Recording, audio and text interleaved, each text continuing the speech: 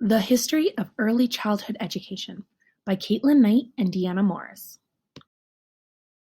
Early childhood education is an ever-evolving form of education. Throughout history, there have been many different philosophers, educators, theorists, and teachers that have paved the way for early childhood educators.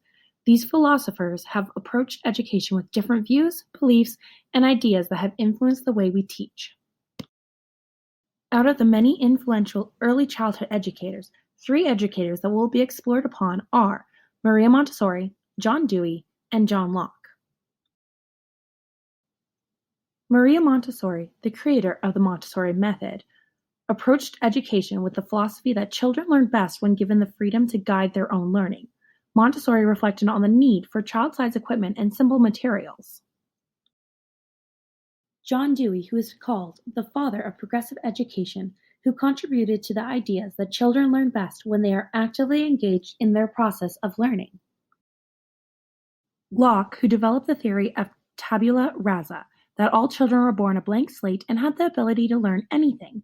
Locke, who believed that all children can learn better from their own life experiences and learning through a more hands-on approach. These early childhood educators all contributed ideas and philosophies that evolved and influenced early childhood education that are still used in child care practices to this day. Let's start with Maria Montessori. Maria Montessori was a female doctor in Italy who began working with children with special needs and founded Casa dei Bambini Children's House in Rome in 1907. Montessori's approach to working with these children was so successful that she started using it on all children. Montessori's approach to the early childhood education field was to explore the developmental theory while emphasizing the importance of child-directed and child-centered learning. Exploring the ideas of children being in control of their own learning experience and the effect it has on their developmental stages. Montessori then created the Montessori method. This method communicated the importance of changing curriculum to what the children were showing interest in, providing a clean and simplistic environment with child-sized furniture, letting children acknowledge and correct their own mistakes, and the importance of teachers' hands-off approach. Through her observation of the children, Montessori came to the realization that children learn best through repetition and that daily practices help to improve a multitude of different skills. Some of these skills include cognitive, physical, practical life, and social skills. Montessori's ideas and philosophies can still be seen in today's current practices. Montessori schools and child care programs based on the Montessori method can be found throughout the world. For many years, there were only private schools, but because of the success of the Montessori method, there are almost 3,000 Montessori teachers teaching in public schools today and even more teaching in private schools. Now, let's move on to John Dewey. John Dewey was a philosopher whom believed that children learn by doing. Dewey was called the father of progressive education, as his ideas and work challenged and changed the ways teachers educate. John Dewey's approach to education relied on learning by doing, rather than learning through rigid lecture-based lessons, tedious memorization, and recitation of memorized materials, which were all standard practices of this period.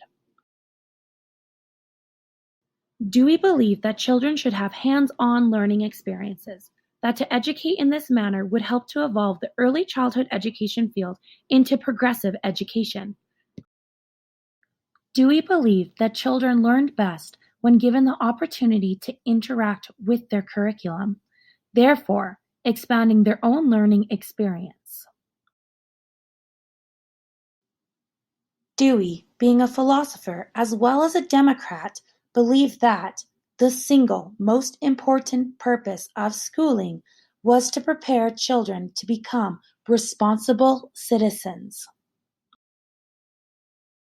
Therefore, exploring the importance of social interactions, as well as shaping the curriculum to the children's needs, incorporating family and culture into the school were other ideas that Dewey explored. These ideas Dewey explored and built can still be shown in today's practices.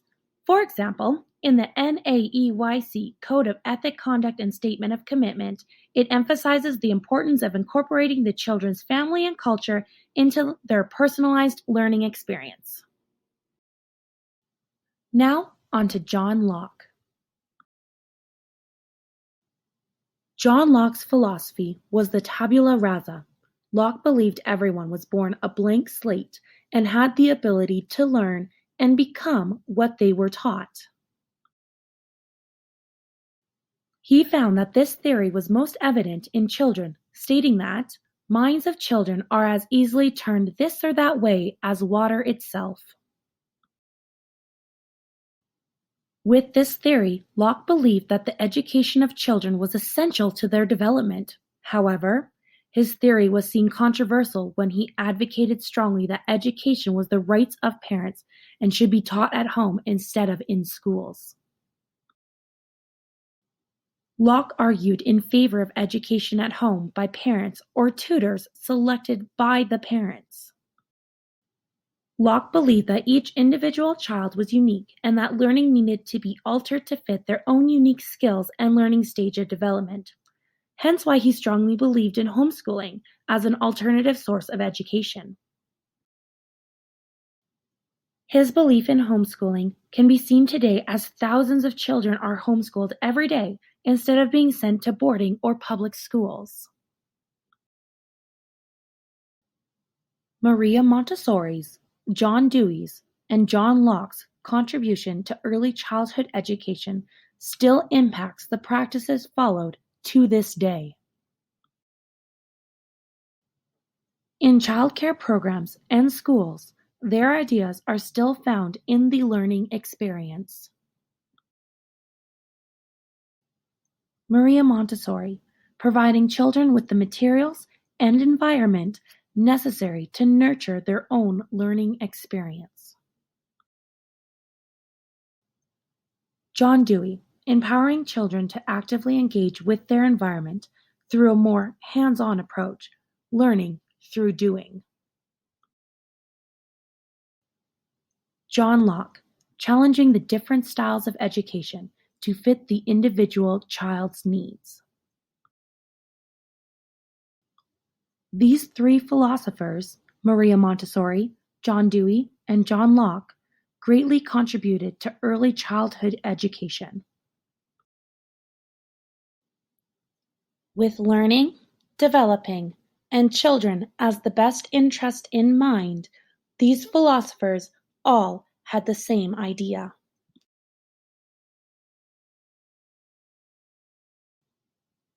Wanting the best for children on their path of education and development. So why did we choose these three philosophers, Maria Montessori, John Dewey, and John Locke? The reason we chose Maria Montessori was because of the childcare facility that both Caitlin Knight and I work at. Even though we are not a Montessori facility, we still choose to follow Maria Montessori's teachings and theories on working with children. The reason we chose John Dewey was because of a funny interaction we had with a child where the only thing the child would say was the word Dewey for the entire day.